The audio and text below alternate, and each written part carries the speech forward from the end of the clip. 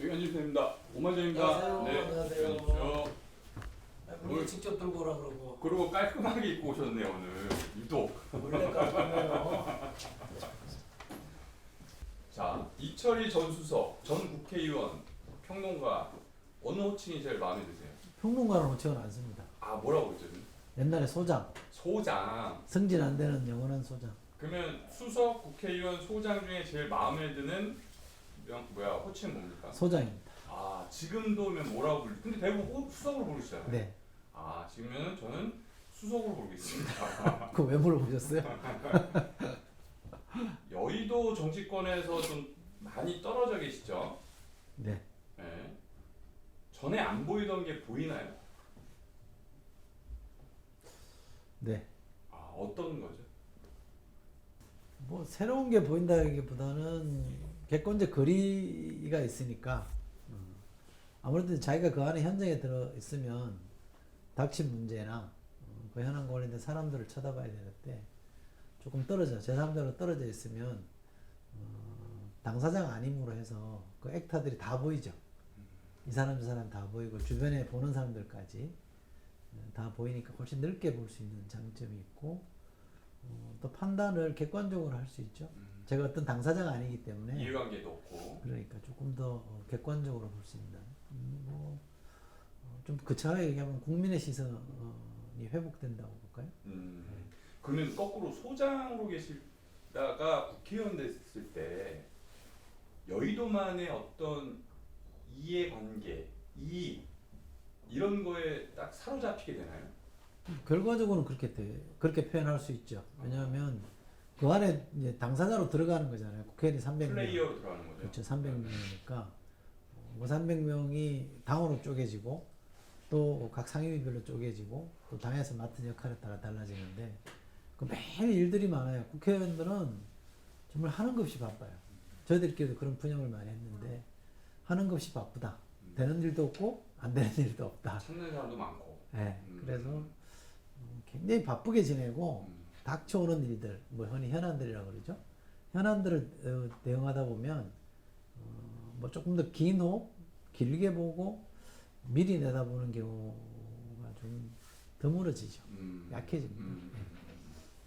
저희 프로 고정 질문입니다. 이번 총선을 앞두고 오만정이 떨어진 대상 2명만 뽑아주세요. 정 떨어진 사람 누구냐고요? 네, 아, 오만정 떨어졌다. 만정이 떨어졌다? 네. 후보해야 됩니까? 아니, 아무나 괜찮습니다. 윤입니다.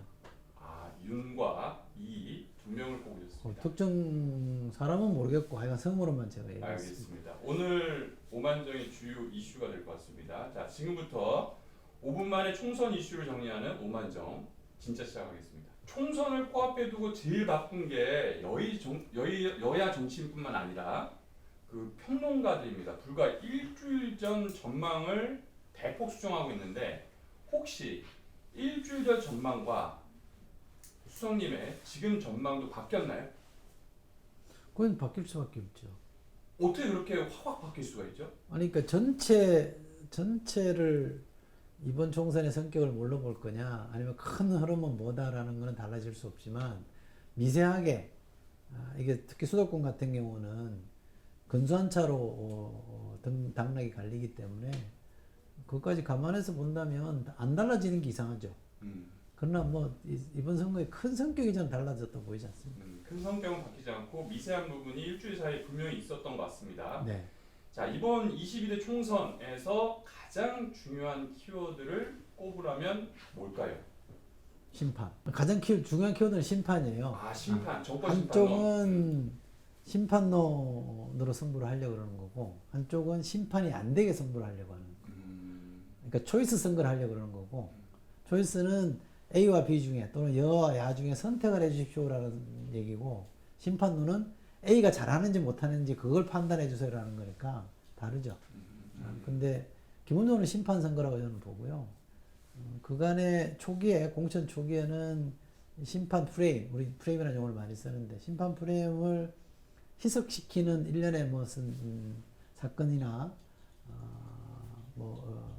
말들이나 이런 것들이 있었는데 공천 파동도 약간 그런 쪽으로 작용을 했죠. 그러나 그게 또 지나면서 그것보다는 심판론을 자극하는 요인들이 또 많이 생겨나서 심판론이 이 아주 극점으로까지 표출이 될 거냐 아니면 심판론을 완전히 퇴색시키고 다른 프레임으로 대체시킬 거냐 이른바 야당 심판론이라든지 그런 게 가장 큰 포인트고요. 그 중에 하나 이제 우리가 눈여겨볼 수 있는 게 이른바 정당 지도자들, 정치 지도자들에 대한 비호감 정서가 여기 어떻게 작용할 거냐. 대선으로 놓고 지난 대선을 조금만 반추해 보면 그때도 심판론이 작용을 한 거 아닙니까? 근데 심판의 주체에 대한 비호감이 있었거든요. 그럼에도 불구하고 우선 급하다. 심판이 더 급한 과제다. 그래서 심판이 조금 더 우세했던 것 같아요. 이번 경우에도 심판론이 저는 부동의 뭐 강고한 프레임이라고 봅니다만 심판 주체에 대한 비호감 정서도 제법 있는 것처럼 확인이 되고 그게 하루 이틀 된 문제가 아니고 오랫동안 있어 왔던 거기 때문에 이 요인이 그럼 심판론하고 어떻게 상호작용을 할 거냐 여기에서 좀 승부가 갈릴 거라고 봅니다. 결국 정권 심판론이 기저에 깔려 있고 네. 누가 그것을 심판할 것이냐라고 했을 때 이재명 대표 중심의 민주당에 대한 비호감 요소도 가미되어 있다. 근데 그게 얼마나 작용할 거냐의 문제인 예. 거죠. 코끼리는 말하지 마라는 책을 쓴 유명하신 분 있잖아요. 프레임론을 제기하신 레이코프라는 분에 의하면 프레임은 두 가지가 있습니다. 표층 프레임, 이게 표면에서 보이는 프레임과 심층, 기저에 깔려 있는 프레임 두 가지가 있는데 기저에 깔려 있는 심층 프레임은 누가 뭐라 해도 심판론인 것 같아요. 이 심판 프레임이 강하게 또는 견고하게, 강고하게 넓게 깔려 있는 건 맞습니다. 이제 표층 프레임은 공천 파동이라든지 뭐 주요 액터들 있잖아요. 야당으로 보면 이재명 대표고 여당으로 보면 한동훈 위원장과 대통령과 이런 분들이 어떻게 움직이고 어떤 말을 하느냐에 따라 표층이 왔다 갔다 하는데 한동안은 이 표층 프레임에서 많은 일들이 벌어지면서 심층 프레임을 좀 덮었어요.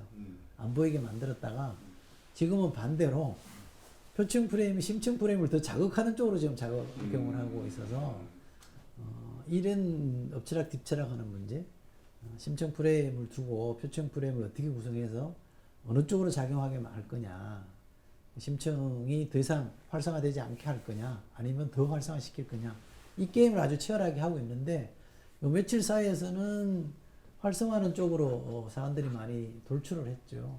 그리고 그걸 관리하는 데 좀 실패했다고 보여지는데 좀 전 오늘 아침이었던가요? 어쨌든 그런 요인들에 대한 이제 대응들을 여당이 시작을 했기 때문에 시작했죠. 그게 표심이 어떻게 미칠지도 봐야 되겠죠. 네. 결국 표층 프레임을 가지고 전망하는 평론가들이 전망을 수시로 바꾸고 있는 것 같습니다. 자, 그래서 제 주변에도 한국의 유권자들은 정말 괴롭다. 최선의 선택은 당연히 아니고 차선도 어렵고 결국 차악을 뽑아야 하는 그런 상황. 왜 계속될까요? 제도 효과죠. 어떤 제도죠, 구체적으로? 승자 독식의 제도잖아요. 우리는 지역구도 한 표를 더 얻으면 한 표라도 더 얻으면 되는 구조잖아요. 과반이고 뭐고 필요 없잖아요. 근데 한 표라도 더 얻은 사람이 다 가져요. 당선되는 사람만 있고 나머지는 다 떨어지는 거기 때문에 승자 독식 구조에서는 지금 같은 최선의 어떤 선택, 진심투표라고 우리 정치학에서는 얘기하는데 진심투표가 하기 어려워져요. 왜냐면 두 당밖에 없기 때문에 마음에 안 들면 투표장에 안 나오거나 찍거나 둘 중에 하나인데 안 나오는 선택을 하기에는 또 부담이 있고 나오자니 선택지는 두 개밖에 없고 그러니까 그나마 좀 덜 싫은 쪽으로 찍게 되는 거잖아요. 그래서 우리가 다당제로 가자. 비례대표제에 기반한 다당제로 가면 진심투표가 이루어진다. 내가 진짜 좋아하는 정당에 찍게 되고 그렇게 되면 사표가 거의 없어지게 되거든요. 지금은 49%가 사표가 되는 거예요. 어떤 사람이 51% 얻었다고 하면.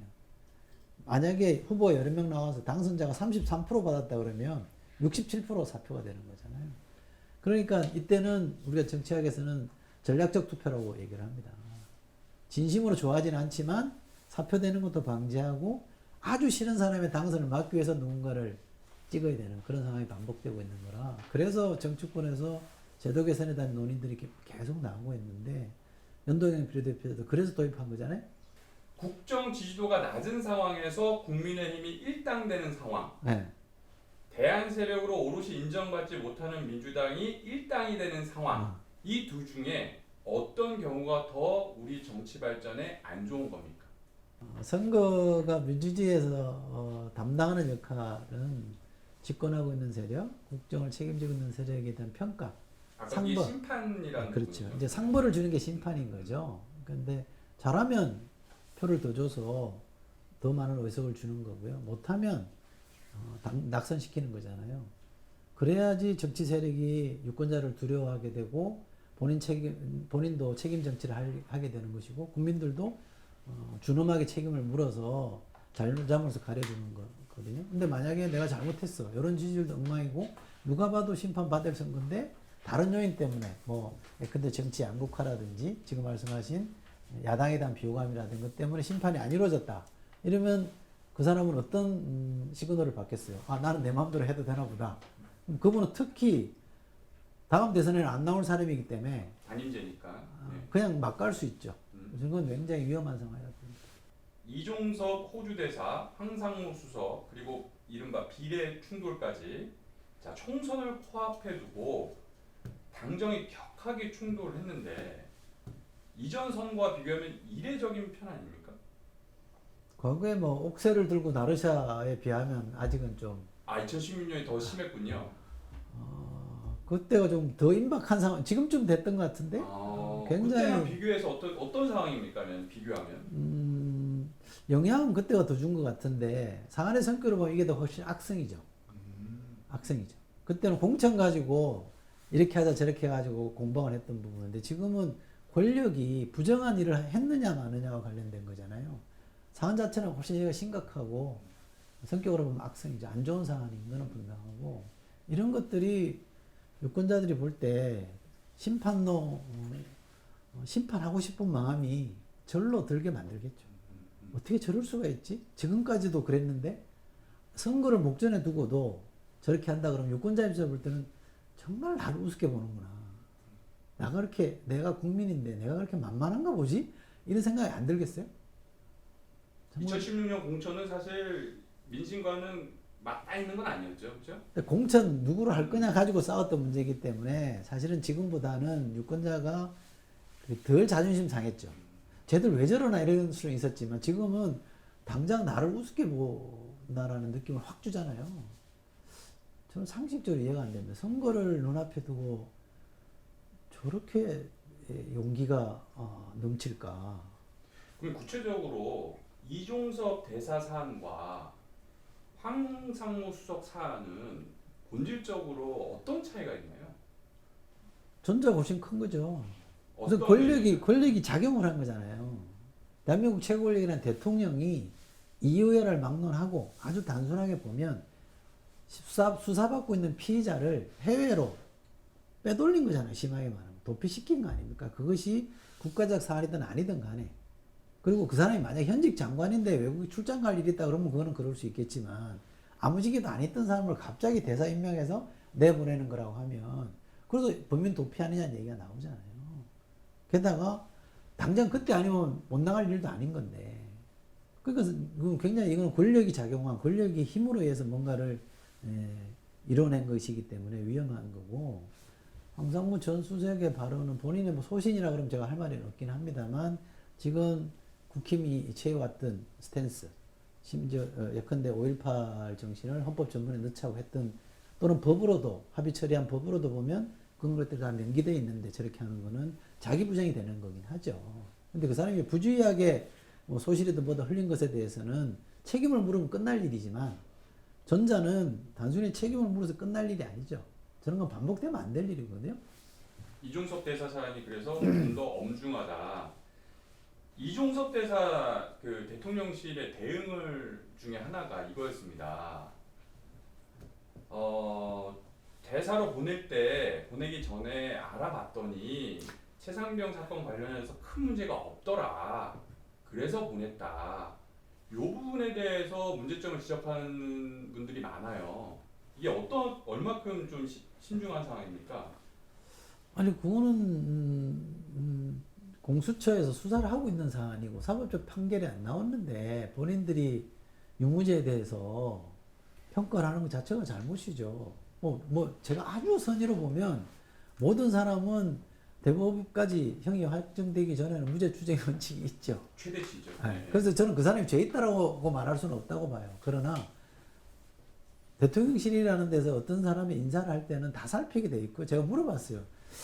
저도 이제 그 청와대라는 데 있어봤기 때문에 인사검증하는 사람들 이런 게 가능하냐 그랬더니 불가능합니다. 인사검증 시스템도 안 된다. 있을 수 없는 일입니다라고 얘기하는 거기 때문에 그건 알고 됐다는 거잖아요. 근데 별 문제 아니야 이렇게 생각했다면 그거야말로 큰 문제죠. 사실은 그게 문제의 근원이라고 봐요. 그러니까 이런 문제가 지금 반복되고 있는 거 아닙니까? 그게 문제의 근원이죠. 그러니까 그래서 사람들이 이번에는 매섭게 회초리를 들어야 될 때구나라는 생각을 많이 할 거라고 봐요. 여론이 안 좋으니까 국민의힘이나 그 용산의 대응이 조금씩 달라지고 있습니다. 자, 황상무 수석은 사의를 표명했고요. 사표가 수리됐습니다. 그리고 이종섭 대사는 귀국하기로 했습니다. 자, 이런 상황이 뭔가 국민의힘에는 큰 반전의 기회가 될까요? 안 한 것보다 낫겠죠. 그러니까 저는 귀국시킨다는 건 저는 별로 적절치 않은 것 같아요. 취소해야죠. 그 귀국시키면 대사는 여기 와 있고 거기는 부재중 게 되잖아요. 아예 여긴 취소하고 딴 사람을 하는 게 맞죠.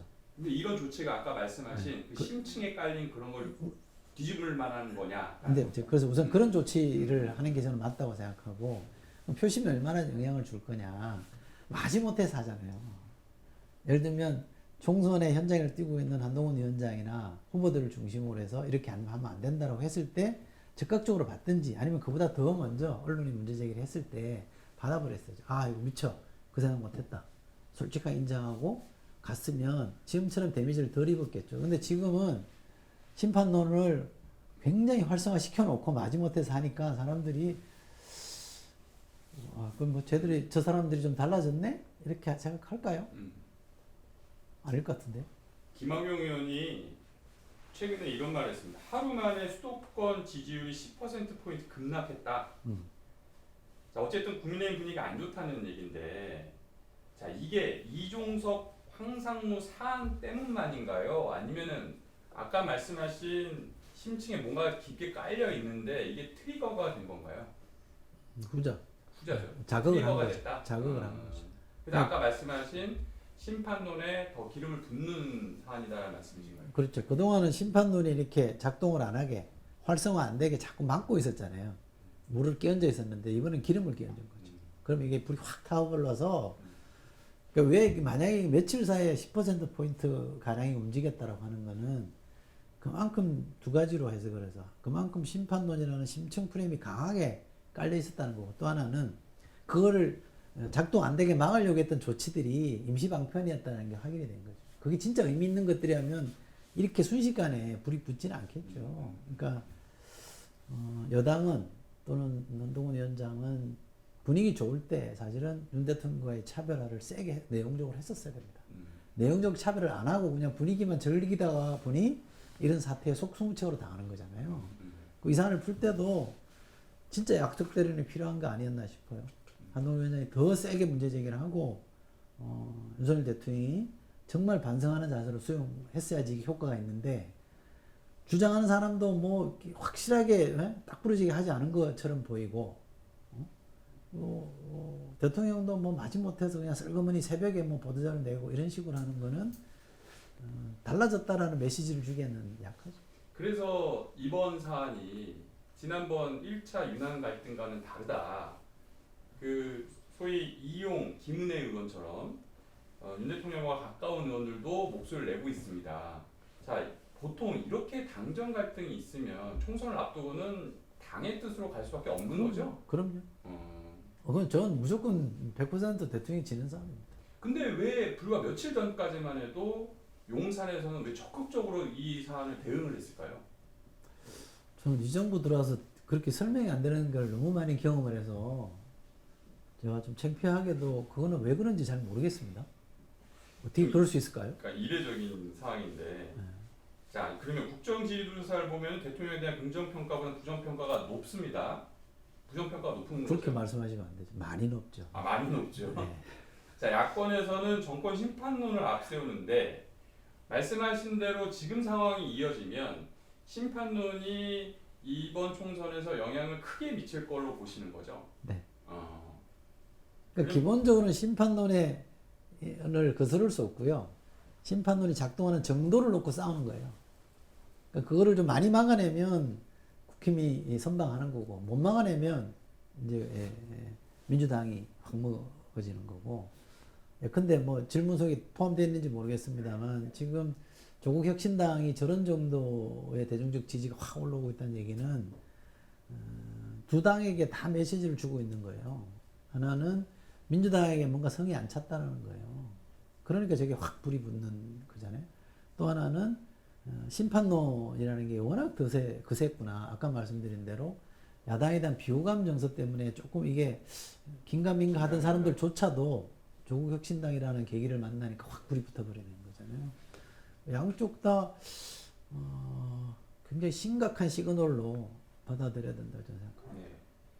그 청와대에 계셨으니까 최근에 대통령의 일정 그리고 대통령의 발언, 대통령실의 대응을 보면 대통령이 현재 바닥 민심을 제대로 보고받는 걸로 보시나요? 보고는 하지 않을까요? 듣고는 있다. 아니 그 세금으로 월급 받는 사람인데 그거 안 할까요? 저는 할 것 같은데 안 듣는 거 아닌가요? 보고는 받는데 듣진 않는다. 네. 보고는 하겠죠. 근데 청와대라는 데도 마찬가지입니다. 어디든 마찬가지인데요. 보고받는 사람이 받기 싫어하거나 싫은 내색하면 보고 잘 안 됩니다. 보고하면서도 눈치 보거든요. 단어도 선택하게 되고 하물며 대통령이라 그러면 그건 왕이에요, 왕. 보고하는 사람 입장에서는 왕한테 보고하는 거랑 좀 비슷할 거라고 봐요. 게다가 지금 알려진 바로는 제가 뭐 당해보지 않았으니까 모르겠습니다만 성격이 좀 다혈질이시잖아요. 그죠? 게다가 용어도 막 쓰신다는 거 아니에요? 그러면 저부터도 보고 안 할 가능성이 있죠. 뭐 굳이 내가 그렇게 사서 욕을 먹겠냐 싶은 생각이 있는데 그러나 그래도 공직에 있는 사람으로서는 완곡하게든 애둘러서든 대통령한테 이러저러한 상황 보고는 저는 할 거라고 봐요. 근데 의구심이 약간 드는 게 전례가 있잖아요. 그러니까 엑스포 때도 네. 되는 걸로 보고가 올라갔다. 네. 심지어 확인은 되지 않았지만 강서구청장 선거도 이긴다라는 보고가 올라갔다는 보도도 있었습니다. 설마. 그래서 진짜 그래요? 이번 지금 총선의 민심이 제대로 전달될까에 대해서 좀 지적하는 그 평론가나 언론 보도도 있어서 질문을 드린 거고. 그러니까 제가 드리고 싶은 말씀은 그거예요. 그러니까 어떤 보고가 올라오게 하느냐도 결국 대통령 리더십의 한 부분이에요. 그 싫은 소리도 대통령이 들으면 싫은 소리 할 수 있어요. 참모들이나 주변에 있는 사람들이. 정말 하기 어려운 얘기는 참모들이 어떤 방법을 선택하냐면 밖에 계시는 어르신들을 모셔서 대통령하고 자리를 만들어주거나 식사를 하게 하시거나 하거든요. 그러면 이제 어른들의 입을 빌려서 이제 민심을 전달하거라도 해요. 워낙 예민한 문제일 것 같으면. 근데 지금 같으면 이제 영부인 문제 같은 경우는 그런 식으로도 하죠. 근데 지금 그렇게도 안 한다고 하면 대통령이 그걸 못하게 막고 있는 거잖아요. 그건 결국 대통령의 문제예요. 참모의 문제라고 저는 보지 않습니다. 어떤 사람을 둘 거냐? 그 사람이 어떻게 스포트를 하게 만들 거냐? 보좌를 어떻게 하게 만들 거냐는 전적으로 대통령의 몫이기 때문에 만약에 안 되고 있다면 그것도 대통령 문제죠. 대통령이 그걸 못하게 막고 있는 겁니다. 지금 전례가 있잖아요. 그런 쓴소리 했다가 그냥 잘려나간 사람들이 있다면 직을 걸어야 되잖아요. 그러니까 저는 직을 걸어야 된다고 봅니다. 감히. 왜? 세금으로 월급 받으니까. 자, 지금부터는 친정이었던 민주당 얘기를 좀 물어보겠습니다. 민주당 패배론을 한창 주장했던 최병천 전 민주연구원 부원장이 책이나 인터뷰를 통해서 한국 정치 지형에서 보수 우위가 근본적으로 흔들린 적은 단 한 번도 없었다라고 했습니다. 동의하십니까? 비동의. 비동의. 어떤 비동의. 근거 때문에? 비동의합니다. 선거 결과를 보면 되죠. 네.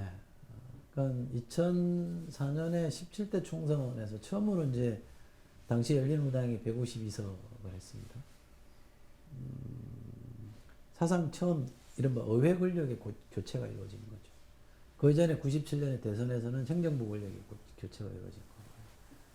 그리고 대통령 권력은 이제 엎치락뒤치락 하기 시작한 거잖아요. 근데 의회 권력도 엎치락뒤치락을 하게 했어요. 그 다음에 MB 정부 때 153석을 했고, 박근혜 비대위원장 때인가요? 그때 152석인가 했죠.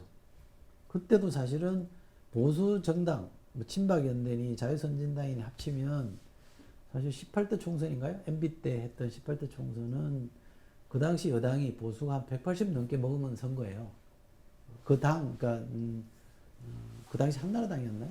새누리당이. 한나라당이죠. 네. 근데 그 당은 153석을 먹었지만 전체로 따지면 한 180 넘게 먹은 크게 이긴 선거긴 하죠. 근데 그때 좀 예외적인 선거였어요. 정권 교체되자마자 1년 안에 이루어지는 선거였기 때문에. 2008년. 근데 그 이후로 보면 서로 비등비등하게 이루어졌고, 의석이나 이런 점유율도 보면 평균 내 보면 최병천 소장이죠 지금 소장의 책을 보면 그런 게 나와요. 근래 선거 총선에 5번, 6번의 평균을 해보면 양쪽이 비슷비슷해요. 점유율로 보면. 그래서 비등비등전은 해졌다고 봅니다. 그러니까 그때 사안에 따라서 또는 이제 언제 선거가 치러지냐는 시기에 따라 좀 다를 수 있는데, 그래서 결정적으로는 지난 대선에 민주당 후보가 0.73%포인트밖에 안 졌단 말이죠. 한 24만 표 정도 진 거면, 그거는 정확하게 진보의 이른바 마켓시어라 그럴까요? 많이 넓어진 거죠. 과거 같았으면 많이 졌을 수 있는 선거 있죠. 네, 2007년까지는 아니더라도. 네, 그러니까 최근에 근래 들어서는 누구도 승리를 장담할 수 없는 그런 지경까지 와 있다라고 저는 생각해서, 그래서 한쪽 뭐 보수 우위의 지형이 절대적으로 안 바뀌었다. 지금 제 생각은 좀 다릅니다. 2017년의 대선, 2018년 지방선거, 그때 뭐 국회에 계셨는데 2020년 총선까지 민주당이 우리나라의 빅3 선거에서 다 승리하면서 50년 집권, 100년 집권론 얘기가 나왔습니다. 그런데 2021년 4월 보궐선거 이후부터 내리막길을 걷기 시작해서 갑자기 정권을 내줬습니다. 자, 그 이유가 뭐라고 보세요? 여러 가지 이유가 있겠죠. 근데 지금은 유권자들이 뭐라 그럴까? 과거처럼 이제 안정된 정당 지지, 내가 어떤 정당을 지지하면 꾸준하게 지지하는 그런 안정된 지지층은 좀 줄어들어 있는 것 같고, 그 사람들은 더 열심히 지지할지는 모르겠습니다만, 근데 중간에 이런 말하면 스윙보트들이 상황에 따라서 많이 움직이는 휘발성이라고 하죠. 선거의 휘발성이 많이 높아져 있다라고 저는 생각해요. 근데 이게 이제 어디로 갈지는 모르겠어요. 미국처럼 양극화가 돼가지고 양쪽이 아주 이렇게 격렬하게 대립하는 그런 구도, 우리도 지금 사실 그런 점이 있죠. 근데 대체적으로 보면 유권자들 중도, 우리 흔히 중도나 뭐 무당층이라고 합니다만 스윙보트들 이쪽 저쪽 그때그때 다르게 찍는 사람들이 굉장히 좀 상당한 포션을 갖고 상당한 비중을 갖고 있어서 그런 걸로 보여지고요. 민주당 지난 정부에서 지금 현 정부로 정권이 교체된 거의 핵심은 지난 정부를 지지했던, 열심히 지지했던 층들이 일부 떨어져 나간 거죠. 그 떨어져 나간 계기가 우리 흔히 말하는 부동산 정책인 거고, 대표적으로는 30대가 떨어져 나간 거죠. 그게 이제 부동의 사실은 지난 정부나 민주당 지지층인데, 거기서 일부 떨어져 나가다 보니까 다수가 못 된 거죠. 근데 그럼에도 불구하고 그 정도 졌다라고 하면 진보의 영역이 많이 넓어져 있는 거죠. 이런 지적은 어떻습니까? 문재인 정부 때 어쨌든 한때 최대 180석을 가졌는데 역시 민주당은 집권해도 야당처럼 하더라. 동의하시나요? 조금 동의합니다. 많은 게 담겨 있는 말이죠. 네, 조금 동의합니다. 180석을 가짐에도 불구하고 소위 말하는 지지층이 요구하는 여러 개혁 입법을 밀어붙이지 못했다. 뭐 이런 의미도 담겨 있고요. 그렇죠. 예컨대 180석과 의회 권력을 갖고 있고 180석이라는 거의 절대 의석이죠. 그다음에 행정부 권력도 갖고 있으면 그동안 진보나 민주당 세력이 요구했던 것들을 할 수 있었죠. 의지만 갖고 한다 그러면. 근데 어떤 것을 갖고 의제 형성을 했느냐, 아젠다 세팅을 했느냐가 좀 중요하다고 보는데, 그 점에서는 민주당이나 지난 정부나 공의 반성할 대목이 있죠. 그 180석과 행정 권력을 선용했냐? 우리가 그렇게 열망했던 거를 이루는데 제대로 에너지를 쏟아서 했냐? 그 점에 대해서는 저는 뭐 비판받아도 할 말이 없다고 생각합니다. 그런데 조금 이제 비교 평가를 해보면 다른 나라도 마찬가지로 집권한 지 얼마 안 되거나 여러 경험이 많지 않거나 특히 의회 권력을 많이 잡아보지 않은 사람들이 잡자마자 막 프로처럼 능수능란하게 하는 건 또 쉽지 않습니다. 어느 정도 경험과 시간이 좀 필요한데 그렇게 좀 봐줄 대목도 있긴 하지만 국민 기대에 비춰봤을 때 180석 갖고 뭘 했냐 이런 비판에 대해서 저는 뭐 겸허하게 받아들여야 된다고 봅니다. 그래서 이번에 공천과정 때 이른바 책임론이 나왔어요. 윤석열 정부 탄생에 누가 책임이 있냐라는데 누가 책임이 있냐 이렇게 묻지는 않겠습니다. 하지만 윤석열 정부가 탄생할 수 있었던 가장 큰 이유는 한 가지 꼽으면 뭐가 있을까요? 후보 책임이죠. 그건 모든 선거가 마찬가지입니다. 후보 중심으로 판단하는 게 맞고요. 지난 정부 책임이 없냐? 있죠. 저부터도 있습니다. 제가 아까 말씀드린 부동산을 중심으로 30대가 이탈하게 만들었다는 거는 굉장히 뼈 아프죠. 그런 점에 대해서는 제가 부정할 생각이 없습니다만 모든 선거의 기본은 후보 중심으로 평가하는 게 맞고 저는 개인적으로 그 선거를 왜 지는 선거, 왜 졌을까에 대해서 상당히 좀 의아했어요. 왜냐하면 제가 자료를 찾아보면 김대중 대통령 때 노무현 정부로 넘어갈 때 MB 정부, 이명박 정부 때 박근혜 정부로 넘어갈 때 그 두 대통령이 마지막 지지율이 얼마였냐면 한 24%, 25% 그 언저리에서 왔다 갔다 했어요. 정권 심판론은 비등했거든요. 근데 정권이 안 넘어갔어요. 그죠? 그러니까 정권 심판론에 책임이 없는 건 아니지만 그러나 결국 정권이 넘어가게 된 원인으로 따지자면 후보의 문제로 봐야지 그거를 자꾸 아니라 그럴 필요는 없죠. 그럼 뭐 또 지난 2년 동안 그걸 규명하는 작업을 했었어야죠. 그거 안 하다가 갑자기 공천 임박해가지고 지난 정부의 책임을 논하면 지금 현 정부 심판론을 얘기해야 될 판에 지난 정부 책임을 얘기해버리면 선거 전략상으로도 희석화되는 논리잖아요. 혼란을 야기하는 논리인데 왜 그렇게 했을까요? 그래서 대선을 앞두고 정무수석으로 계실 때 네. 이재명 후보 쪽 또는 민주당에서 두 가지를 기대했다. 하나는 재난지원금 100% 지급, 또 하나는 부동산 정책에 대한 최소한의 인정과 사과. 맞나요? 요구를 했냐고요? 그 요구를 했다는 표현이 어떤 건지 모르겠는데 당에서 그렇게 하기를 바랬던 건 압니다. 실제로 부동산 문제는 대통령이 여러 번 유감 표명을 했죠. 사과도 했고. 그건 뭐 대통령께서 뭐 변명할 수 없는 문제라고 여러 번 인정을 했던 문제이고. 근데 그 부동산 문제가 근데 대통령이 미안하다. 100번 뭐 1000번 하면 마음이 달래지나요? 그 결국 부동산 정책과 부동산 정치의 실패이고 그것도 사실은 당과 같이 져야 될 책임 중에 하나였어요. 민주당 혼자 정부 혼자 한 건 아니잖아요. 여러 가지가 같이 당정 협의를 거쳐서 진행됐던 것들이기 때문에 정부가 한 90%, 80% 책임이 있다고 할지라도 우리는 아니다라고 말할 사안은 아니라고 보고요. 제가 면피하려고 그러는 건 아니에요. 제가 뭐 그때 그 부동산이 막 그거 할 때 참여했던 사람이 아니기 때문에 그럴 수 있는데 당 입장에서는 그런 문제가 워낙 선거 현장에서 부딪히는 문제로 오니까 어떻게 해서든 좀 이걸 달래고 싶은 마음이 있었던 건 충분히 인정하죠. 재난지원금은 두 가지로 봐야 된다고 봅니다. 크게 보면 다른 나라에 비하면 우리나라가 재난지원금을 적게 줬어요. 적게 준 건 맞죠. 네, 그거는 뭐 어쩔 수 없습니다. 근데 그건 이제 지난 정부가 선택을 그렇게 한 겁니다. 우리는 다른 더 뭐 재정 건전성이라든지 다른 고려를 더 하면 좋겠다고 해서 그 선택을 했고, 그래서 사실은 다른 나라보다 경제 성장을 많이 했거든요. 경제는 좋았죠. 근데 재난지원금 부분에서는 비교하면 안 좋았던 건 사실이죠. 그런 점은 분명하게 있죠. 그런데 다른 하나로 보면 선거 임박해서 재난지원금을 막 주는 게 어떨까?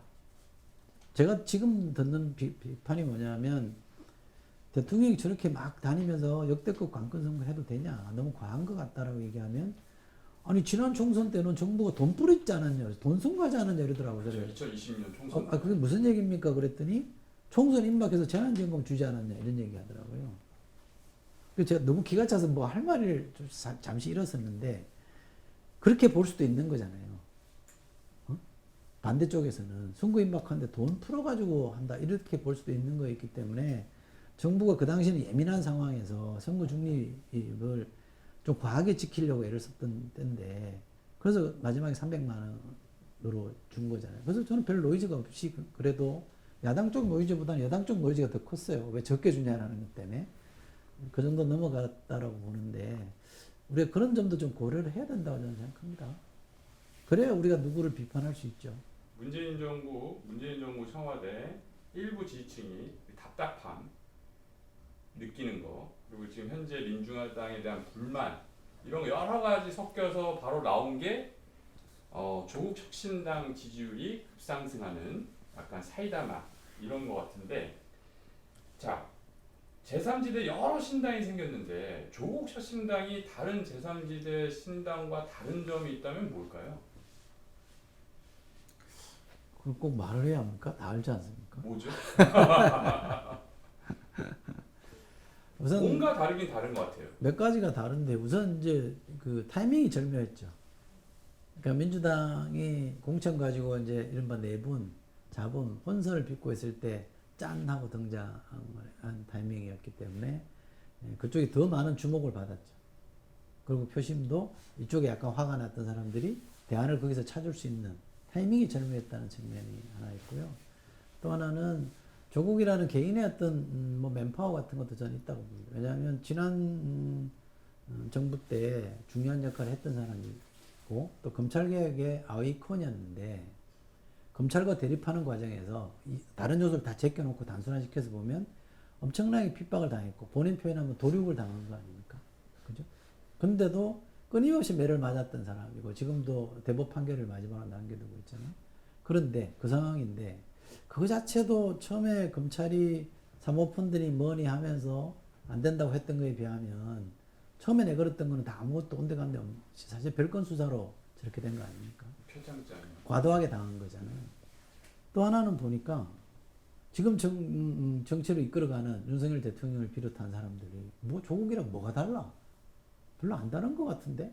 나쁘면 저 사람들이 더 나쁠 수도 있지 않을까라는 생각도 하는 것 같아요. 그러니까 유독 조국 대표에게만 과도하게 지금까지 이미 충분히 벌을 받았는데 여론의 매를 맞았는데 또 그러는 거는 전 부당하다. 그 다른 사람들이 과연 그런 말할 자격이 있는가? 뭐 이런 것들이 작용했다는 생각이고요. 또 하나는 역시 검찰국가, 검찰 정부에 대한 불만이 뭔가 출구를 찾고 있었던 것 같은데 민주당으로서는 이제 의회 권력을 잡고 있는 제1당으로서 조심할 수 있는 부분, 조심할 수밖에 없는 부분이 있었고 또 당대표와 사법일서가 있었기 때문에 뭐라고 검찰개혁을 위한 각을 세우더라도 다르게 해석을 해버리니까 좀 제약이 있었죠. 그런 게 비하면 조국 혁신당은 아주 선명하게 일종의 프로젝트 정당, 검찰개혁이라는 프로젝트를 완수하기 위한 정당, 프로젝트 정당으로 선명하게 기치를 내걸었기 때문에 사람들이 좀 뭔가 좀 미지근함에 대한 갈증들을 풀어주는 측면 그런 것들이 복합적으로 작용하고 있다고 봅니다. 지금 최소한 15% 그리고 한 20% 넘는 조사 결과도 있습니다. 조국 혁신당의 이 지지율이 최대치입니까? 모르죠. 아무도 모르죠. 아니면은 최소한 총선 때까지 유지될 것으로 보이나요? 아니면 꺾일 걸로 보이시나요? 저는 일시적 현상으로 보지는 않습니다. 총선 전까지. 그러니까 이 흐름은 유지가 될 거라고 보고요. 계기가 주어지면 더 올라갈 수도 있고 또는 뭐 안 좋은 악재가 터지면 조금 빠질 수는 있겠죠. 그런 등락은 어느 정당이든 다 갖고 있는 거기 때문에 이 정당도 피할 수는 없는 거지만 큰 흐름으로 보면 저 기세는 저는 선거 때까지는 가지 않을 것입니다. 최근에 조국 대표가 오만정에 출연해서 이렇게 얘기했습니다. 민주당 지도부도 속으로는 웃고 있을 것이다. 이른바 지민 비조 지역구는 민주당, 비례는 조국 혁신당. 자, 이 전략이 총선 때까지 계속해서 유효하게 먹힐 걸로 보이십니까? 빗대서 표현하자면 겉으로는 웃고 있지만 속으로는 울고 있을 거예요. 우선 비례에서 의석 손해를 좀 당장 보는 거고 조국 혁신당과 민주당은 엄연히 다른 정당입니다. 다르죠. 뭐 단적인 예를 보면 우리 흔히 언론의 용어로 보면 민주당은 친명 정당이고 여기는 최소한 친명 정당은 아니거든요. 친명 정당화 될 가능성도 있죠. 그러나 친문 정당화 될 가능성도 있잖아요. 또는 뭐 제3 그냥 조국 정당이 될 가능성도 있고 다 살아있긴 합니다만 민주당과 다른 정당의 엄연히 존재하는 거고 그 정당이 의석을 가지고 소멸하는 정당이 아니라 이후로도 계속 대선 때까지 만약에 남아있다고 한다면 그 정당이 민주당의 대선에 플러스가 될지 마이너스가 될지 경쟁자가 될지 우군이 될지 아무도 모르는 거잖아요.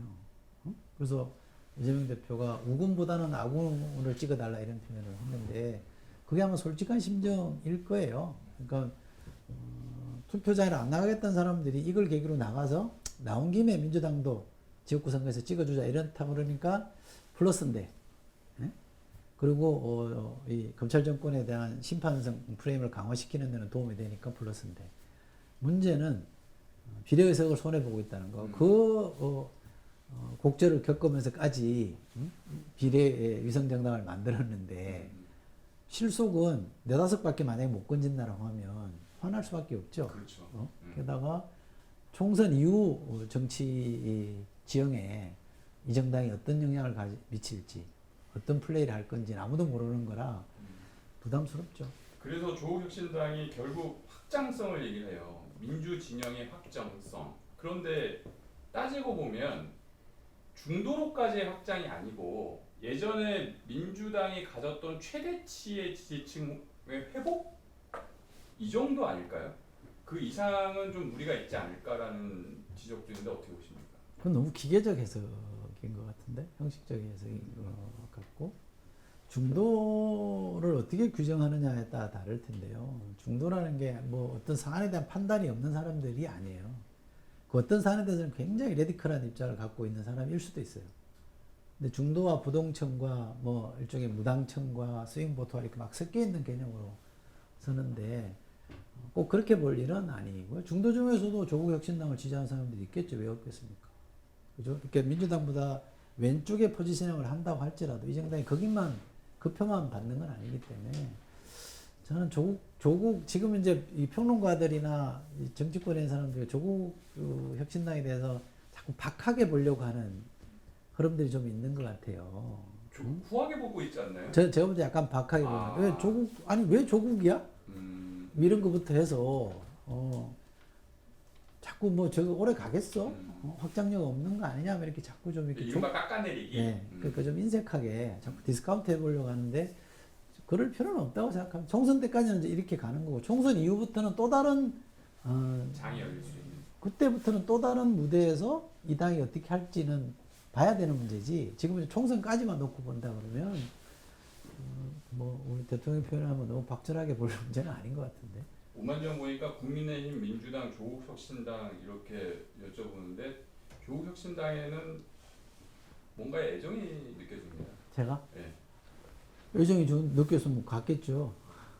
아 실제 뭐 오퍼 왔었나요? 아직 뭐 그런 문제가 아니라 저는 뭐 지금 어느 정당에도 당적을 안 갖고 있는데 뭐 좋게 얘기하면 이제 애정이 있다고 그러고 나쁘게 얘기하면 싫어한다고 얘기하니까 말이 조심스럽긴 하지만 객관적이려고 애를 쓰는 편인데요. 조국 혁신당에 대해서도 있는 현상은 객관적으로 보는 게 저는 좋겠다고 생각합니다. 제가 호불호를 떠나서 제가 사적으로 지금 뭐 가장 애정이 있다고 얘기하니까 저는 사실은 조국 대표에게 조금 타이밍은 빠른 것 같다라고 얘기했습니다.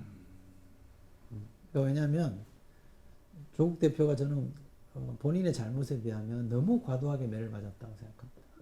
그러니까 검찰이 저는 조폭처럼 했다고 생각합니다. 그 부분에 대해서는 제가 일관되게 입장을 갖고 있었는데 그러나 조국 대표에게 또 실망한 사람들이 있는 것도 사실이고 그것이 진보 전체에게도 영향을 줬기 때문에 저는 회복이 될 텐데 조금 더 시간을 더 가지면 좋겠다.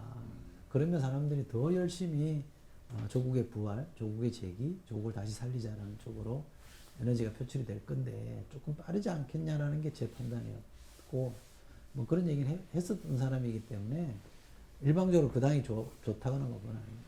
그래서 어쨌든 분위기가 제일 좋은 거는 사실인 것 같아요. 예, 지금 조국혁신당 분위기가 다른 당에 비해 상대로 좋은 건 맞는 것 같은데 당을 급하게 만들고 조국 대표 정치 참여가 빨라진 거는 예상보다 항소심 선고 길이 잡히게 되고 뭐 그런 또 영향이 있는 것 같은데 마지막으로 질문을 한번 드리겠습니다.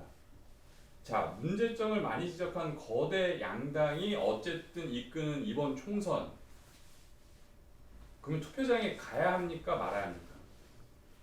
그건 뭐 본인 선택이죠. 안 가도 선택이 되지 않을까요? 그러니까 기권도 정치적 의사 표현이라고 저는 봅니다. 근데 본인이 투표장에 갈 수 있는데 적극적 의사 표현으로 안 갈 수는 있어요. 저는 거기에 대해서는 뭐 제가 알고 있는 정치학 지식으로 문제 있다고 보지는 않습니다. 근데 문제는 투표를 하고 싶은데 먹고 사는 문제 때문에 갈 수 없는 사람이 있다. 저는 이거는 문제라고 생각합니다. 지금 우리 사회에 그런 사람들이 많이 있어요. 그러니까 투표하는 날은 유급 법정 공휴일을 만들어줘야 됩니다. 유급 휴일을 만들어줘야 돼요. 아예 그래서 누구나가 일을 쉬면서 투표하러 갈 수 있게끔 열어줘야 되는데 지금은 그런 거보다는 투표는 뭐 시민의 의무다 이렇게 얘기를 하는데 그럼 투표장에 가서 그럼 안 찍으라는 얘기냐? 뭐 그럴 수도 있겠죠. 근데 기권도 의사표현인 거는 맞고요. 다만 반복해서 말씀드립니다만 투표장 가고 싶은데 여러 사정에 의해서 특히 경제적인 이유 때문에 또 다른 이유 때문에 못 가, 개인적 이유가 아닌 다른 사회적인 이유 때문에 못 가는 사람들의 문제를 풀어주는 노력을 하는 게 맞지. 무조건 투표장으로 나가라. 그거는 좀 기본이 아닌 것 같습니다. 저는 기권도 의사표현 중에 하나다. 나가란다고 다 나가진 않겠죠. 알겠습니다. 네, 오마저 여기까지 하겠습니다. 끝이에요? 감사합니다. 네, 오래 했습니다. 왜 이렇게 많이 물어봐?